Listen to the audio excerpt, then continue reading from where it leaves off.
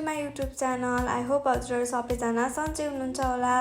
आज चाहिँ मैले हजुरहरूलाई एकदमै सजिलो र मिठो फिस करीको रेसिपी सेयर गर्न गइरहेकी छु। भिडियो अन्तिमसम्म हेरेर साथ दिनुहुन्छ भन्ने आश राखेकी छु। भिडियो बनाउन सुरु गरौँ। यसलाई चाहिने सामग्रीहरूबाट मैले चाहिँ यहाँ आधी किलो फ्रेस माछा लिएकी छु। अब म माछामा मेरो आवश्यकता अनुसार नुन हाल्छु। त्यसै गरी म यसमा थोरै बेसार पनि हाल्छु। अब म फेरि यसमा खोर्सानीको धुलो पनि हाल्छु, मिट मसला पनि हाल्छु र अन्त्यमा थोरै तोरीको तेल हालेर यसलाई राम्रोसँग मिक्स गर्छु। माछालाई चाहिँ हजुरहरूले एकदमै राम्रोसँग मिक्स गर्नुपर्ने हुन्छ। यसलाई चाहिँ हजुरहरूले लगभग 10 मिनेट जति राम्रोसँग मिक्स गर्नु होला। एकैछिन मिक्स गरिसकेपछि मैले यसमा कागती पनि एड गरेकी छु। कागती एड गरेर पनि म यसलाई लगभग 5 मिनेट जति राम्रोसँग मिक्स गर्छु। अब म यसलाई आधी घण्टा म्यारिनेट हुनको लागि छोडिदिन्छु। अब हामी फिस करीको मसला बनाउनतर्फ लागौँ है। मैले यहाँ थोरै तोरी लिएकी छु, साथै मैले यहाँ जिरा पनि लिएकी छु र जिराको साथमा मैले यहाँ धनिया पनि लिएकी छु। अब म ग्यासको फ्लेम अन गर्छु र यसमा एउटा प्यान बसाउँछु र प्यान राम्रोसँग तातिसकेपछि मैले अघि लिएको मसलाहरूलाई राम्रोसँग भुट्छु। तोरीलाई चाहिँ धेरै बेर भुट्यो भने यो तितो हुन्छ, त्यसैले यसलाई एकैछिन भुट्नुपर्ने हुन्छ। तोरी यतिको पड्किन थालेपछि चाहिँ यो राम्रोसँग भुटिसकेको हुन्छ। अब म ग्यासको फ्लेम अफ गर्छु र यसलाई मसला बनाउनलाई म एउटा मिक्सचरको जारमा हाल्छु।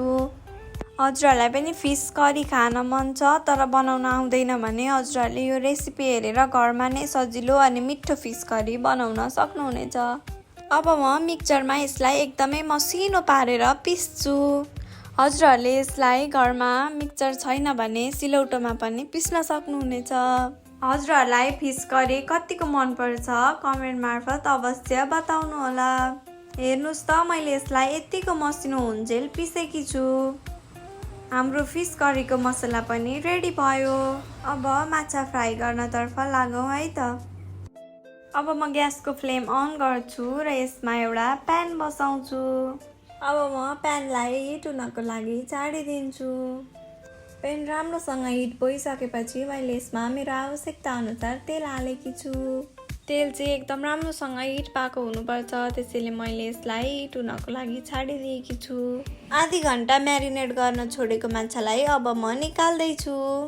तेल पनि राम्रोसँग हिट भइसकेको छ। अब म यसमा माछा हाल्छु।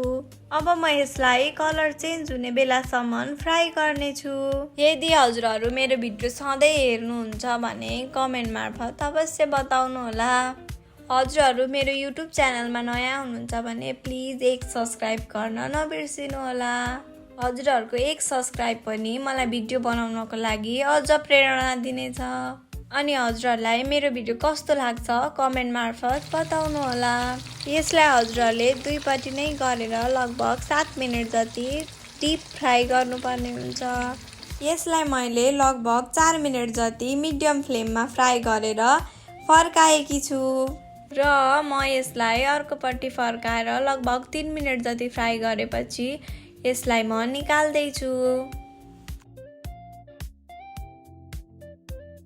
यसै गरी मैले अरू माछाहरू पनि फ्राई गरेकी छु।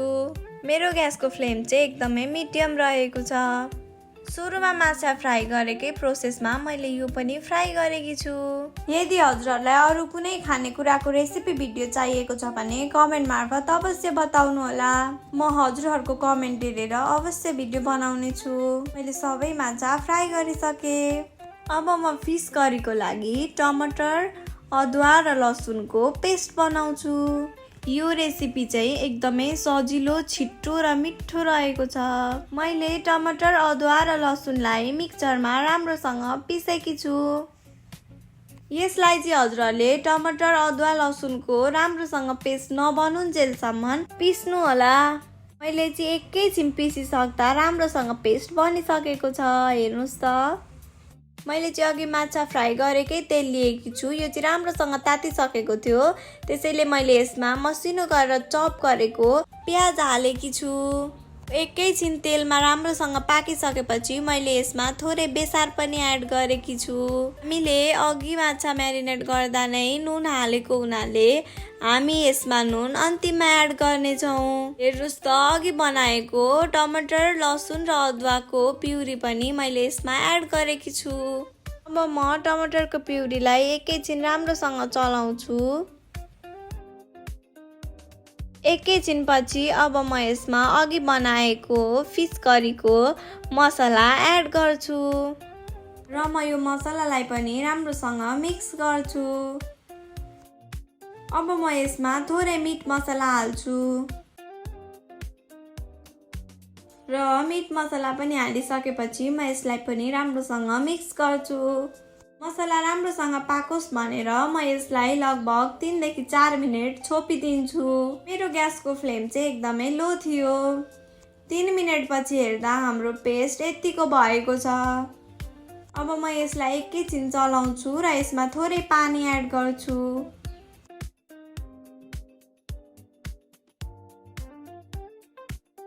पानी एड गरिसकेपछि मैले यसलाई राम्रोसँग चलाएकी छु।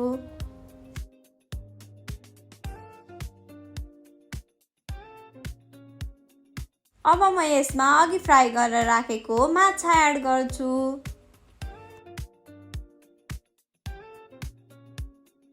सबै माछा एड गरिसकेपछि अब म यसलाई लगभग 3 मिनेट जति छोपेर पकाउँछु। 3 मिनेट पछि हाम्रो माछा यतिको भइसकेको छ। अब बल्ल म यसमा थोरै नुन एड गर्छु। नुन एड गरिसकेपछि नुन मिक्स गर्नको लागि म यसलाई एकैछिन चलाउँछु।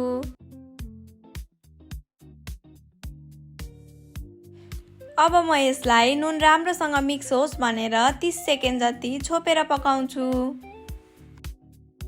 30 सेकेन्ड पछि खोलेर हेर्दा हाम्रो फिस करी यतिको भएको छ।